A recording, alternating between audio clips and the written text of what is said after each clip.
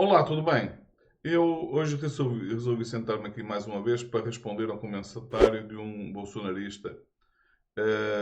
Não porque ele vá assistir a este vídeo, certamente não vai, até porque eu deduzo pelo seu comentário que se trata daquele tipo de pessoa que vive fechado dentro da bolha ideológica, do fanatismo ideológico, e portanto, muito provavelmente ele ou não irá entrar no vídeo ou irá entrar para dizer, escrever mais um comentário qualquer e sair, porque essas pessoas não aceitam, não gostam de ouvir nada que seja fora da bolha das suas crenças. Essa é uma das características típicas do fanático. E não conheço a pessoa, mas pelo seu comentário deduzo que é uma pessoa que vive encerrada dentro dessa bolha do fanatismo. Ele começa o comentário por me tratar como cabeça branca. Eu acho sempre muita graça quando vejo esse comentário, até porque eu já falei isso num vídeo anterior, que essa é uma das características dessas pessoas. Elas acham que tratar a pessoa por alguma característica física, o objetivo é reduzir a pessoa como se, pronto, se eu sou cabeça branca, consequentemente, de alguma forma, sei lá, ele acha que sou uma pessoa que tem algum tipo de limitação intelectual. Não sei, eu sinceramente não sei onde é que ele, porque esse tipo de tratamento. Há um também, mas esse acha mesmo muita graça. Aliás, eu acho que ele também, num outro comentário, chegou a me tratar como Frei Chico. E eu acho graça porque, de facto, eu encontro algumas aparências físicas com o Frei Chico. Como eu disse, isto a mim eu só acho graça. Portanto, se a pessoa objetiva da pessoa era de alguma forma desqualificar-me por essa via, falhou completamente. E então ele diz: Cabeça branca, tu não sabes nada do que acontece no Brasil.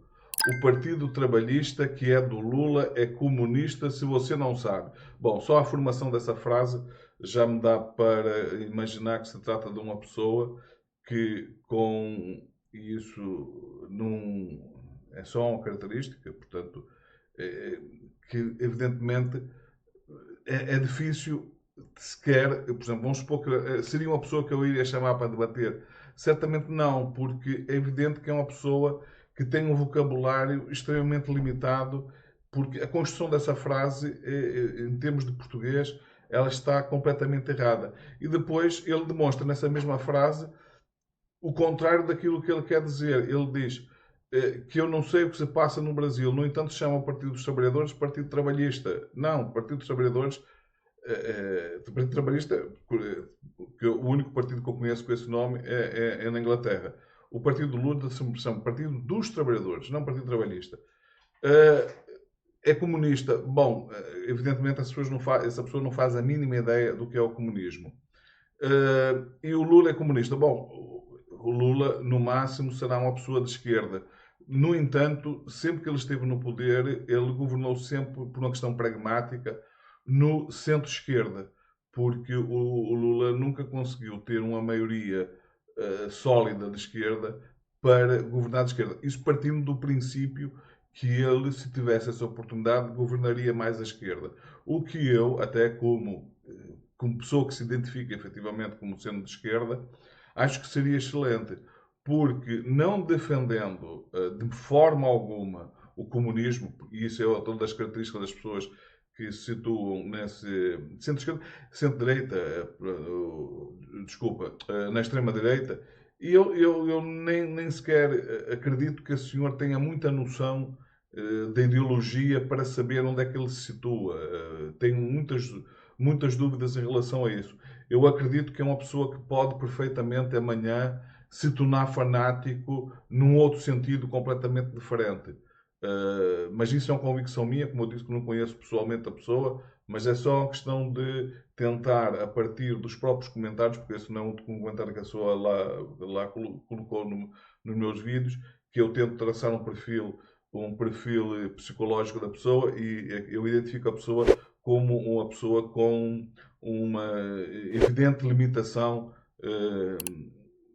de conhecimento básico.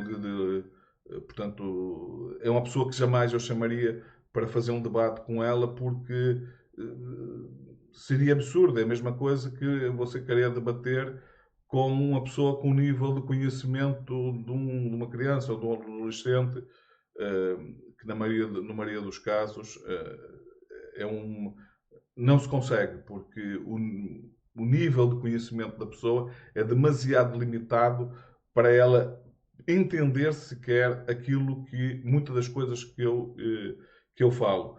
E, portanto, não estou a falar isso para desqualificar a pessoa naquele sentido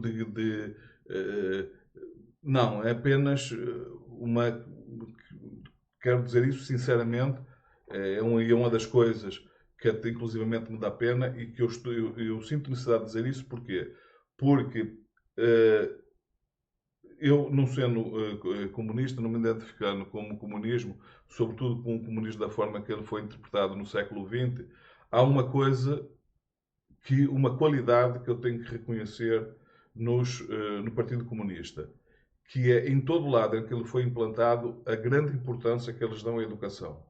Não é por acaso que, quando foi da, da vitória dos bolcheviques em 1917, a Rússia dos czares, que era uma sociedade feudal típica, as pessoas viviam fechadas num tipo de feudalismo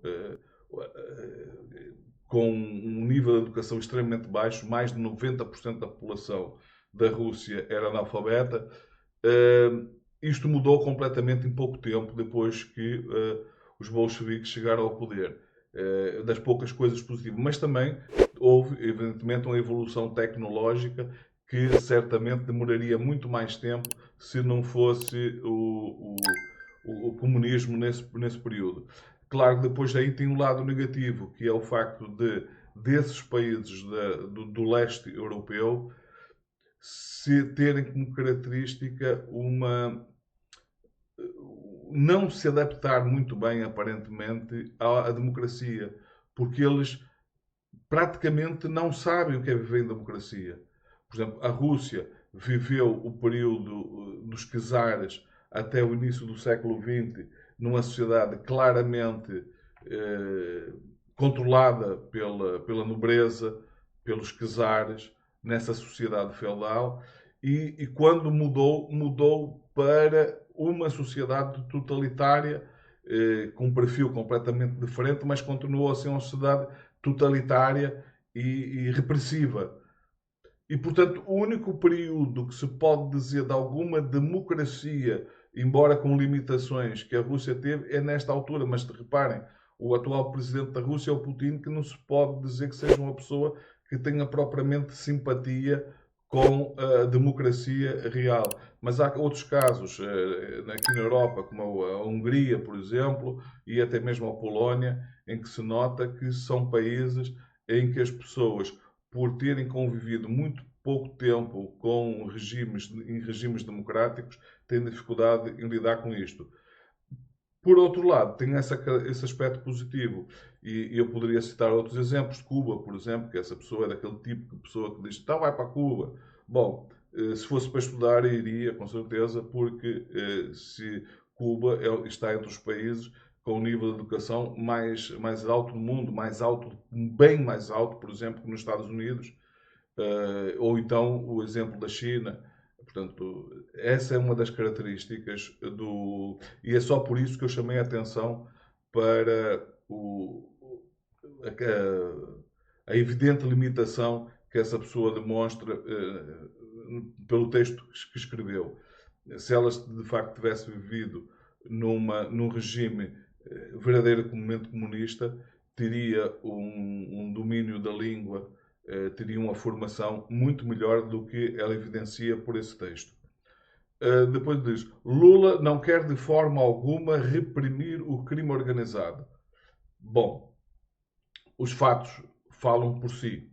Eu, por exemplo, sugiro a vocês que, quando se depararem com esse tipo de afirmações, que peça a pessoa para citar um exemplo de ação da Polícia Federal contra o crime organizado durante os 4 anos que Bolsonaro esteve no poder. No entanto, não terá nenhuma dificuldade em citar vários exemplos da luta do atual governo contra o crime organizado. Basta ver as últimas ações, o que mostra também o facto da pessoa dizer isso, que ela acredita mesmo que eu tenho um conhecimento limitado do que se passa no Brasil, porque ao fazer essa afirmação, depois de tantos casos recentes de ação da Polícia Federal contra o crime organizado, ela provavelmente acredita mesmo que eu tenho um conhecimento limitado do que se passa no Brasil. Depois, ou seja, não quer considerar o crime organizado como terrorista.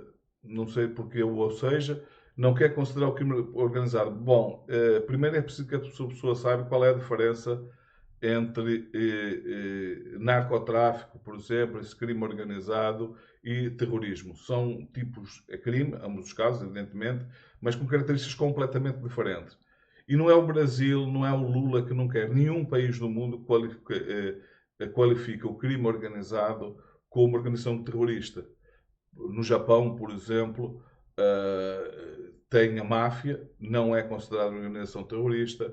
A máfia na Itália tem mais do que uma, Cosa Nostra, Gamorra, não, a máfia russa. Em nenhum desses países essas organizações criminosas são tratadas como organizações terroristas. Então, aqui é importante saber qual é a diferença entre organização terrorista e organização criminosa. Basta olhar para, por exemplo, o Hamas, que fez aquele atentado em Israel, que deu a Israel uma justificação, entre aspas, para o genocídio que está a cometer neste momento. Isto sim pode ser tratado como organização terrorista. Por exemplo, vocês certamente nunca assistiram ninguém no crime organizado se explodir, como acontece com militantes dos bombistas dos Hamas, ou a pegarem aviões a tirar contra torres, como fizeram os talibãs em 2001 nos Estados Unidos. Porquê? Porque o objetivo das organizações terroristas é o objetivo de impor uma ideia que eles têm de mundo, e embora eles possam fazer uso de algumas coisas que as organizações criminosas fazem para a obtenção de meios, não é? Por exemplo, para compra de armas, e isso, eles muitas vezes se envolvem também com o tráfico de drogas, por exemplo. O objetivo não é o enriquecimento, como é o caso das organizações, essas organizações, o crime organizado. Ninguém vai ver um terrorista se mostrando, se exibindo a sua riqueza, a sua fortuna, comprando carrões, comprando iates, mansões. Não, porque o objetivo do terrorista é encontrar fundos para comprar armas para combater o regime, por exemplo. Não é? Eles querem... Agora, vocês querem exemplo do que poderia ser identificado no Brasil como terrorista? O Bolsonaro. Aquilo que o Bolsonaro fez quando tentou explodir a adutora do Rio de Janeiro é claramente um ato terrorista. Ele foi preso por terrorismo. Então, se ele quer identificar uma pessoa como terrorista, ele poderia identificar o Bolsonaro. Outro exemplo, quando foi do atentado do Rio Centro, durante a ditadura militar, em que militares tentaram explodir uma bomba no meio de milhares de pessoas que estavam a assistir um show, um atentado terrorista. Nesse caso, as próprias Forças Armadas que tentaram fazer aquilo poderiam ser consideradas como organizações terroristas. Ou o Tio França, que se explodiu recentemente na esplanada dos Ministérios. Aquilo é um típico atentado terrorista, tanto que a pessoa mostrou um total desprezo pela vida, fruto desse fanatismo, que também muitas vezes leva a esses extremismos. Isso sim são exemplos de atentados terroristas. Ou daquele sujeito que meteu uma bomba num caminhão-tanque para explodir no aeroporto de Brasília. O que é que ele ia lucrar com isso? Porque as organizações terroristas sempre fazem, mesmo algum atentado, é atentado contra pessoas que de alguma forma vai contra os seus interesses, eles não têm nenhum interesse em lançar esse tipo de atentados indiscriminado, matando indiscriminadamente. Pelo contrário, eles não querem ter muita visibilidade. Não por acaso é tão difícil identificar os líderes de organizações criminosas. Já ligados a organizações terroristas, é muito mais fácil que elas próprias se mostram, porque elas querem se tornar conhecidas. Lideranças são conhecidas. Faz parte do seu. Portanto, o que eu quero dizer com isto é que não é por acaso que o Brasil não quer tratar com organização de terroristas, porque depois, inclusive, tem outras consequências. É que a partir do momento que essas organizações criminosas passassem a ser tratadas como organizações terroristas, isso iria trazer consequências negativas para o Brasil, porque poderia justificar ações, e provavelmente era isto que a extrema-direita queria, abrir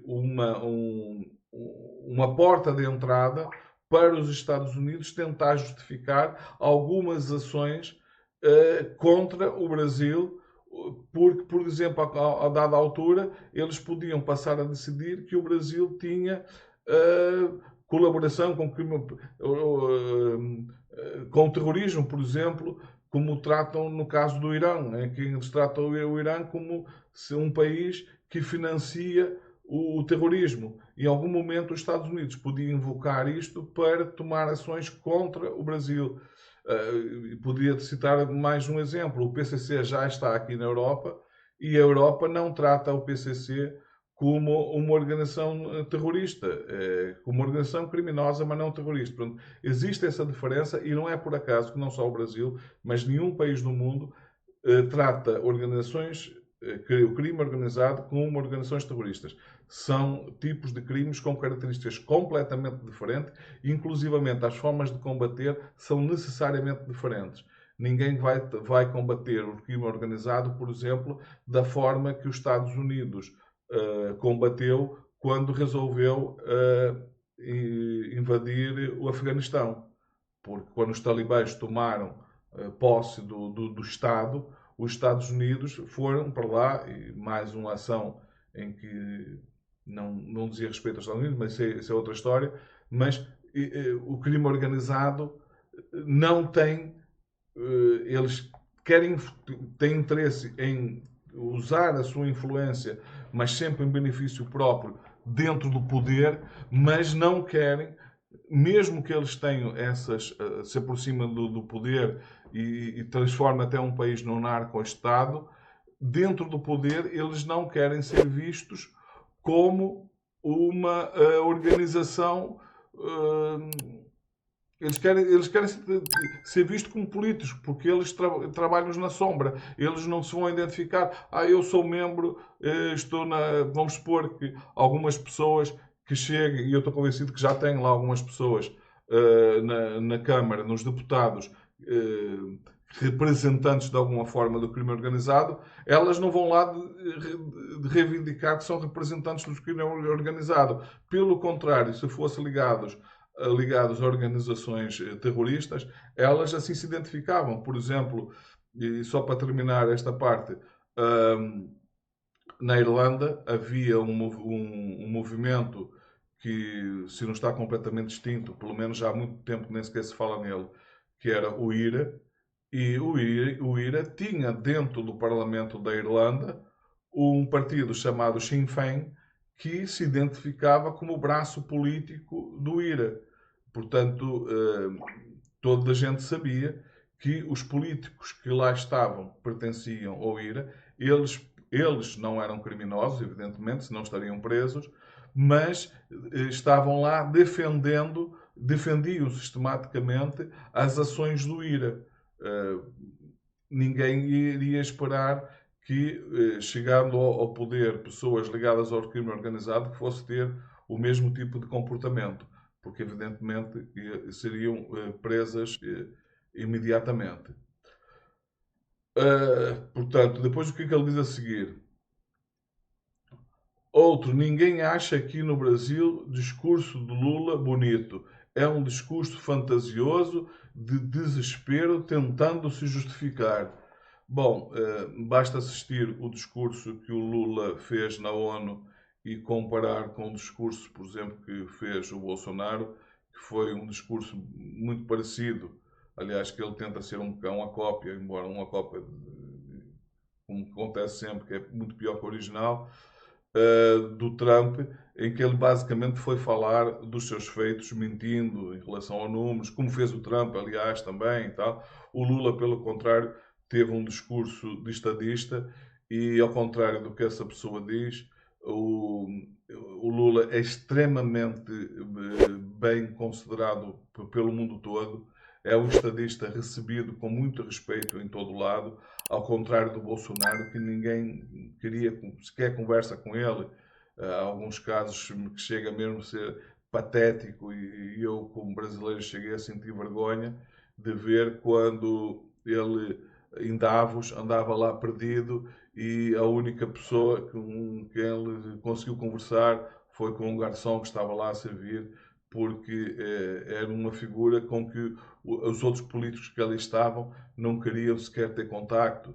Teve, por exemplo, aquele momento em que ele pisa o pé da, acho que foi da Merkel, e ela vira-se para ele e diz, só podia ser você.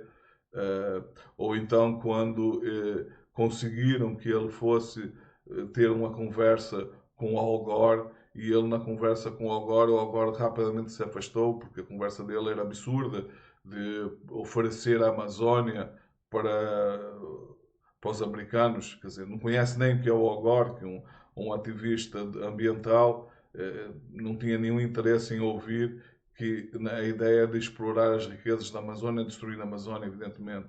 Portanto, esta é isto, quer dizer, é uma diferença abissal.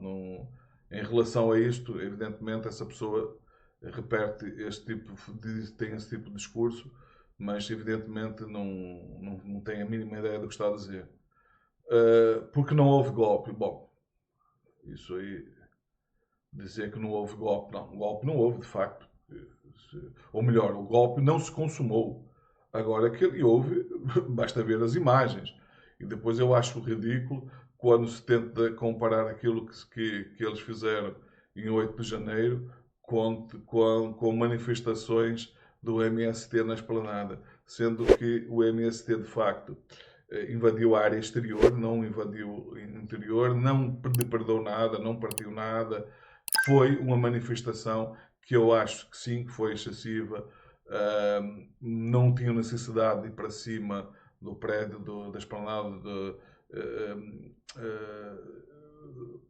Não precisava ter chegado tão longe, bastava ter ficado à volta. Agora, não depredaram nada, não tem comparação. Além do mais, o objetivo deles não era derrubar o governo, não era nada disso. Portanto, não dá para comparar. Agora, aquilo que se passou ali, evidentemente que é um golpe, claro, mas ele repete a narrativa de que não houve golpe. Não, o golpe só não se consumou porque se tivesse sido consumado, em vez de ser o Bolsonaro ser preso, quem teria sido preso ou morto, conforme estava, que era o objetivo deles, seria o Alexandre de Moraes, o Lula, o Alckmin, pronto. Felizmente não deu certo, mas que houve golpe, eu não perco nem tempo com isto, porque uma imagem vale mais do que 1000 palavras, e houve palavras e houve imagens em que a tentativa de golpe é evidente. E, portanto, quanto a fatos não há argumentos, não perco mais tempo com isso. Mas sim, mas sim, nas eleições houve golpe em que Lula fez. Não sei que golpe ele está a dizer.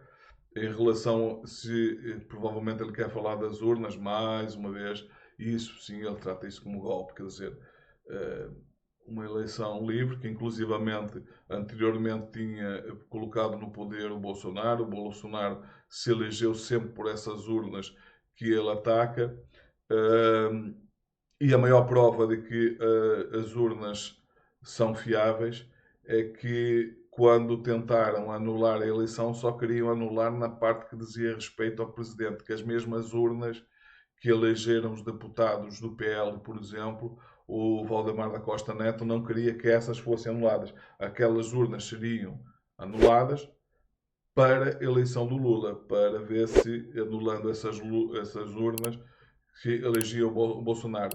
O que ele está aqui a dizer é que foi mais uma tentativa, ele está a citar na prática, mais uma tentativa de fraudar sim as eleições, mas no sentido contrário, portanto, no sentido do golpe. É outra forma de dar o golpe.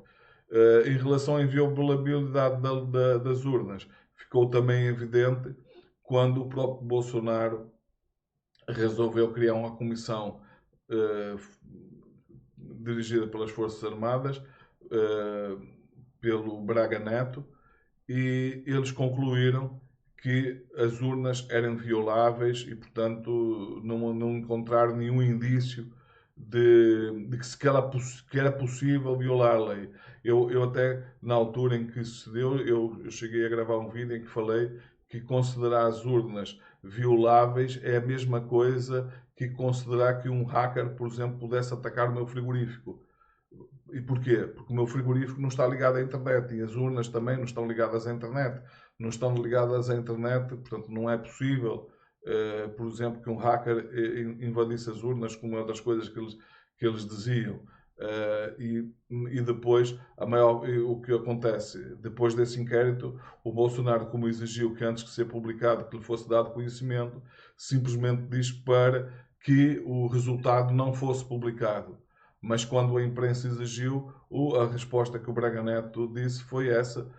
Não conseguimos provar que as urnas são invioláveis, mas também também não se pode provar o contrário.